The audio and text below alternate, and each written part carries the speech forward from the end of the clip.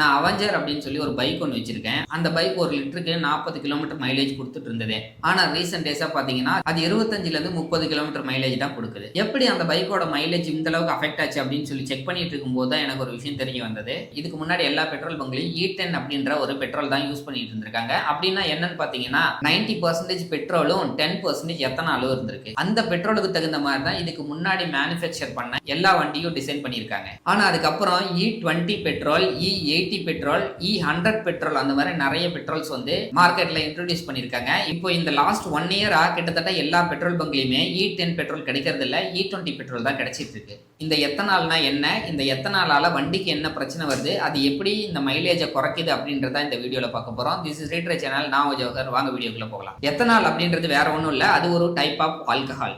இது மெயினா கரும்பு, மக்காச்சோளம், கோதுமை அப்படின்ற இந்த மாதிரி விவசாய ப்ராடக்ட்ல இருந்தா எக்ஸ்ட்ராக்ட் பண்ணி எடுக்கிறாங்க. கவர்மெண்ட் பெட்ரோலோட இந்த எத்தனால மிக்ஸ் பண்ணி தான் விற்கணும்னு சொல்லியிருக்காங்க. E20 அப்படின்னா அதுல 20% எத்தனால் இருக்கும், ரிமைனிங் 80% தான் பெட்ரோல் இருக்கும். இப்போ இந்தியா ஃபுல்லா மோஸ்ட்லி E20 பெட்ரோல் தான் சப்ளை ஆயிட்டு இருக்கு. கவர்மெண்ட் ஏன் இந்த ரூல்ஸை போட்டிருக்காங்க? உங்க எல்லாருக்குமே தெரிஞ்ச விஷயம் தான், இந்தியா அதிக அளவு க்ரூட் ஆயில வெளியே இருந்தா எக்ஸ்போர்ட் பண்றாங்க. அதுக்காக அதிக அளவு டாலரை நம்ம ஸ்பெண்ட் பண்ண வேண்டியதா இருக்கு. ஸோ பெட்ரோல்ல எத்தனால மிக்ஸ் பண்ணிட்டா க்ரூட் ஆயில் யூசேஜ் ரொம்ப கம்மியாயிடும். அது மட்டும் இல்லாம ஃபார்மர்ஸ்க்கும் கொஞ்சம் இன்கம் அதிகமாகும், பொல்யூஷன் கொஞ்சம் குறையும். சரி, இதெல்லாம் இப்படி நடந்துட்டு இருக்கு, இதனால மைலேஜ் குறையுது, இது என்ன பிரச்சனை அப்படின்னு கேட்டீங்கன்னா, பெட்ரோல் டேங்க் ஓட்டையாயிடும், ரப்பர் பைப்ஸ் எல்லாமே ரொம்ப டேமேஜ் ஆகிடும், இன்ஜின் ஃபுல்லாக துருப்பிடிச்சு ரொம்ப மோசமான நிலைமைக்கு போயிடும். இந்த எத்தனாலுக்கு எனர்ஜியா கன்வெர்ட் ஆகிற கெப்பாசிட்டி பெட்ரோலோட கொஞ்சம் கம்மி தான். இதனால தான் நமக்கு மைலேஜ் கம்மி ஆகுது. ஆக்சுவலா கவர்மெண்ட் சொல்றது படி பாத்தீங்கன்னா E20 பெட்ரோல் யூஸ் பண்ணா 6ல இருந்து 8% வரைக்கும் தான் உங்களுக்கு மைலேஜ் லாஸ் ஆகும் அப்படின்னு சொல்றாங்க.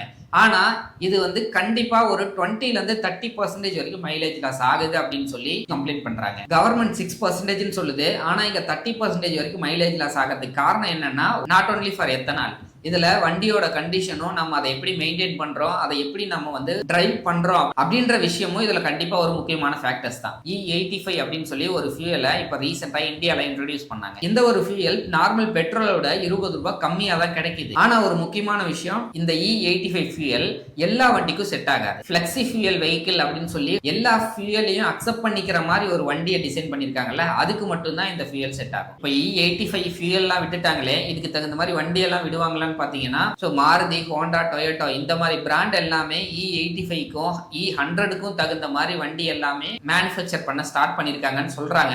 இது எல்லாமே மார்க்கெட்டுக்கு வந்த பிறகு நம்ம எல்லாருமே அந்த மாதிரி வண்டிகளுக்கு மாற வேண்டியதா கூட இருக்கலாம். நீங்க வச்சிருக்க வண்டிக்கு எந்த பெட்ரோல் போட்டா உங்களோட வண்டி நல்லா மெயின்டைன் ஆகும் கேட்டு தெரிஞ்சுட்டு அதுக்கு தகுந்த மாதிரி பெட்ரோல் போட்டுக்கோங்க. இந்த இன்ஃபர்மேஷன் உங்களுக்கு யூஸ்ஃபுல்லா இருந்துச்சுன்னா ஒரு லைக் பண்ணிக்கோங்க. இன்னும் நிறைய புக்ஸ் அண்ட் ஆர்டிகல்ஸ்ல இருக்க இன்ட்ரெஸ்டிங்கான இன்ஃபர்மேஷன் தெரிஞ்சுக்கணும்னு நினைச்சீங்கன்னா நம்ம சேனலை ஃபாலோ அண்ட் சப்ஸ்கிரைப் பண்ணிக்கோங்க. அப்புறம் நாளைக்கு பார்க்கலாம்.